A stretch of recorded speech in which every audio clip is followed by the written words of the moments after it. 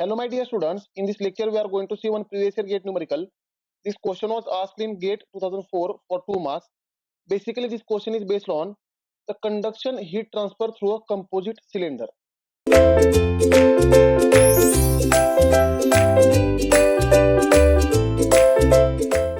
So let us understand the question. The question is a stainless steel tube.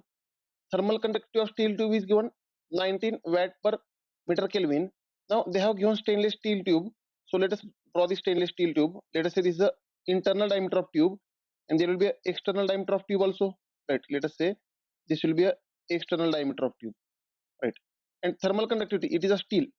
This material is steel. Right. And they have provided the thermal conductivity of steel. K of steel is equal to 19 watt per meter Kelvin. Now of 2 centimeter ID and 5 centimeter OD. Let us say the ID of tube is represented by R1, right? And internal diameter is D1 and outer radius is R2, right? Here they have given values of ID, internal diameter of tube, which is nothing but D1 is 2 centimeter, right? Therefore, can I say R1 will be equal to 1 centimeter? Radius is always diameter divided by 2. Therefore, this inside radius of the steel tube is 1 centimeter, which is written as 1 into 10 to the power minus 2 meter in terms of meter. Right. Then again they have provided and 5 centimeter OD is insulated with. Now here 5 centimeter is OD, outer diameter of the tube is, that is D2 is equal to 5 centimeter. Therefore here we will get R2, outside radius of the steel tube will be equal to 2.5 centimeter, which is nothing but 2.5 into 10 to the power minus 2 meter. Right. Then see the question. A stainless steel tube, thermal conductivity 19 watt per meter Kelvin of 2 centimeter ID and 5 centimeter OD is insulated with 3 centimeter thick asbestos. Right. Now it is insulated with the help of asbestos. So let us draw the asbestos. Right. Let us say there is a asbestos insulation. Therefore, the thickness of asbestos is given 3 centimeter. Let us say there will be again on this insulation is provided. Now the asbestos will be having inside radius R2 and the outside radius R3, right? And here this insulation is asbestos, which is cylindrical on the steel tube, right? And the thickness of asbestos is given. Means thickness is nothing but, that is R3 minus R2. This thickness is given, right? Which is nothing but they have provided 3 centimeter, 3 centimeter. So my dear students, as thickness of asbestos is 3 centimeter, therefore we can say R3 is equal to, right, R2 plus thickness, R2 plus thickness, right? Therefore R3 is equal to R2 is 2.5 plus thickness is 3, which is nothing but 5.5 centimeter. Therefore the outer radius of asbestos will be equal to 5.5 into 10 to the power minus 2 meter in terms of meter, right? Then thermal conductivity of asbestos is also given 0.2, right? Therefore K of asbestos, here this asbestos will be having thermal conductivity of asbestos, steel will be having thermal conductivity of steel, right? K of asbestos is given 0.2 watt per meter Kelvin. Then if the temperature difference between the innermost and outermost surfaces is 600 degrees Celsius. Now here the innermost surface is R1 at radius 1, right? Where let us say temperature will be T1. On this temperature, surface temperature will be T1. The outermost surface is at radius R3. Therefore, on this surface the temperature is given, let us say T3. And here they have provided the temperature difference between innermost and outermost surfaces, which is 600 degrees Celsius. Therefore, here they have given T1 minus T3 is equal to 600 degrees Celsius, right? Then the heat transfer rate per unit length is, now here we have to find heat transfer rate per unit length. Means for this tube we have to assume the length of tube is equal to 1 meter. Per meter means 1 meter length, right? The length is 1 meter, right? And for this 1 meter, what will be the heat transfer rate? Now my dear students, if you look at the option, they are asking heat transfer rate in watt per meter. The per meter means it is 1 meter length. We are assuming 1 meter length. If I assume 1 meter length, the heat transfer I will get in watt, right? And if length is divided with this q, then I will get watt per meter, right? So let us find in watt if length is 1 meter. This is the meaning of options, right? Now my dear students, whenever heat is flowing through this cylinder radially outward or radially inward, let us say here I am assuming T1 is more than T3, right? So heat will flow radially outward in this direction. This will be the direction of heat flow, radially outward. This will be the direction of heat flow, that is radially outward. My dear students, whenever heat is flowing through the cylindrical surface, this cylindrical surface will offer a resistance for the heat transfer, right? And that we have seen. Therefore here the steel will offer resistance of steel, and the asbestos will offer resistance of asbestos for the flow, right? And we have seen for cylindrical surface, the resistance offered by the cylindrical surface is nothing but ln of outside radius divided by inside radius divided by 2 pi kl. This formula we have derived for the resistance in theory lectures, right? Where Rho is outside radius of that particular cylinder, Ri is inside radius of that particular cylinder, K is the thermal conductivity of that cylinder, and L is the length of that cylinder, which we are assuming 1 meter, right? And my dear students, as first the steel will offer resistance, and after steel the asbestos will offer resistance.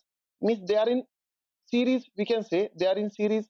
So my dear students, let us draw the circuit here, right? Let us draw the heat transfer circuit. If I see the heat transfer circuit, here I will make a space for the circuit, right? Now my dear students, here heat is flowing radially outward, right? Initially the temperature is T1 at inside surface. From this temperature T1 to, let us say, the intermediate temperature is T2. Let us say the interface temperature is T2. From T1 to T2 there is a steel. Therefore from T1 to T2 there will be a resistance offered by, we can say, steel, sorry. From T1 to T2 it will be a resistance of steel, which will be equal to ln of outside radius for the steel is R2, inside radius is R1 divided by 2 pi thermal conductivity of steel into L, right? And my dear students, from T2 to T3, between T2 and T3 there is a asbestos. Therefore from T2 to T3 the resistance offered is resistance of asbestos, right? Therefore this resistance of asbestos will be equal to ln of outside radius of asbestos is R3 divided by inside radius for asbestos is R2 divided by 2 pi thermal conductivity of asbestos into length, right? And through this circuit the heat is flowing radially outward. This will be the direction of heat flow, right? And for steady state condition, the quantity of heat in steel as well as asbestos will be same. The heat transfer rate through steel as well as asbestos is same, right? Therefore let us draw this, or let us find this heat transfer rate. Now my dear students, again we have seen that the heat transfer rate, which is Q, right? Here we have represented with Q. This heat transfer rate is nothing but change in temperature divided by resistance. Q is change in temperature divided by resistance. If I write temperature change from T1 to T2, there will be a resistance of steel. If I write temperature difference between T2 and T3, there will be a resistance of asbestos. And if I write total temperature difference, that is T1 minus T3, then between this total temperature difference there is steel as well as asbestos. Therefore resistance of steel plus resistance of asbestos, and as they are in series they will get added. And we have provided the value of total temperature difference. So my dear students, I will equate this heat transfer rate Q with the T1 minus T3 divided by Rs plus Ra. Therefore this Q will be equal to T1 minus T3 divided by resistance of steel plus resistance of asbestos, right? So let us put the values. Now all values we have, right? Therefore is equal to, we can say, T1 minus T3 divided by resistance of steel is ln of R2 divided by R1 divided by 2 pi thermal conductivity of steel into length, plus resistance of asbestos is ln of R3 divided by R2 divided by 2 pi thermal conductivity of asbestos into length, right? Now my dear students, let us put the values. Now here in this equation let us put the values.